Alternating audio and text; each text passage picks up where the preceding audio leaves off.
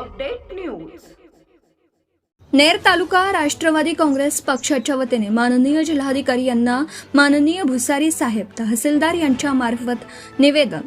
तालुक्यात आधीच उशिरा पाऊस, शेतकऱ्यांनी सोयाबीन, कपाशी, तूर इत्यादी पिकाची लागवड केली।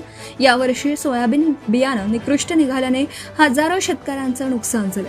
बियाणे न निघाल्याने दुबार पेरणी करावी लागली, ती पण पावसाने दांडी मारल्याने आणि शेतातील कापूस, तूर, सोयाबीन पिकं पाऊस नसल्याने पिवळी पडू लागली आहेत। यामुळे शेतकरी हवालदिल झाला आहे। नेर तालुक्यात नगदी पीक म्हणून सोयाबीन पिकाचे नगदी पीक म्हणून लागवड केली जाते।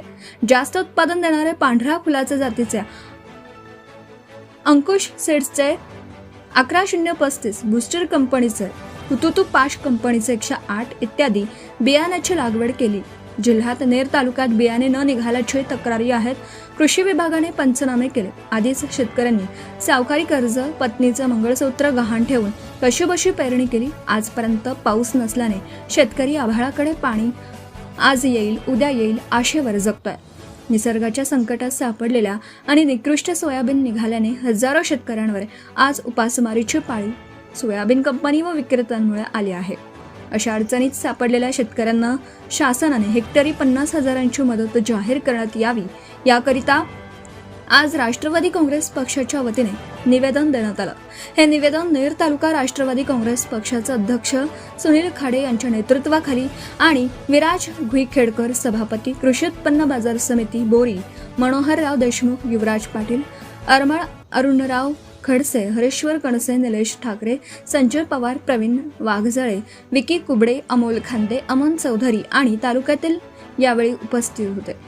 मुख्य संपादक सय्यद मती। नेर तालुका राष्ट्रवादी काँग्रेस पार्टीच्या वतीने सन्माननीय जिल्हाधिकारी यांना माननीय तहसीलदार यांच्या मार्फत आज जी काही